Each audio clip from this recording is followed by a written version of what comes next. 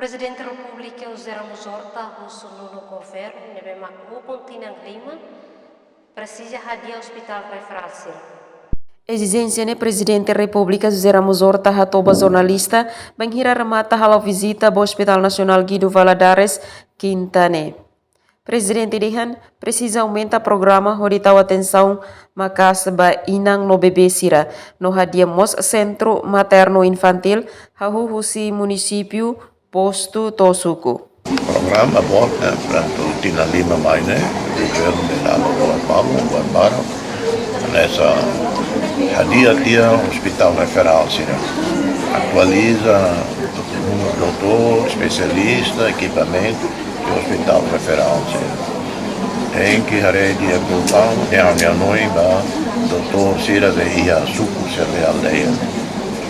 Hari é clínica uma condição, uma vai doutor Sira Helena lá, equipamento, lutar, ambulância, tratamento.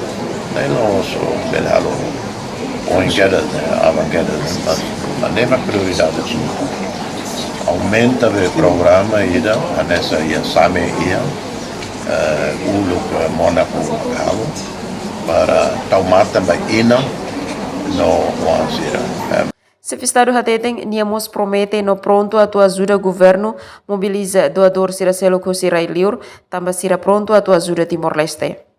Nunemos embaixadora boa vontade UNFPA, Catarina Furtado Dehan, hanesang embaixadora boa vontade sempre buka hatene preocupação siraba diminuição caso mortalidade materna e Timor-Leste.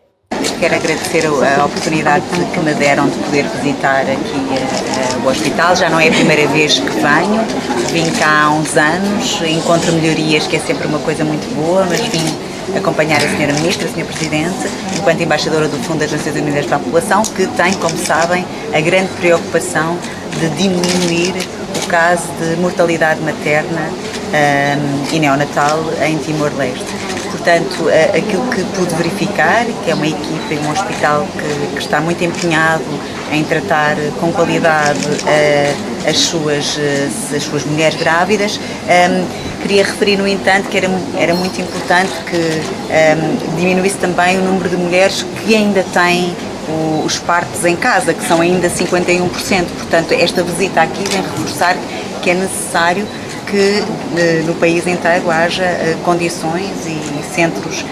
Ihabibang na embaixadora mos husu inan isin rua tengki consciente atu labele partos ya uma, nuneha menos risco mortalidade maternal.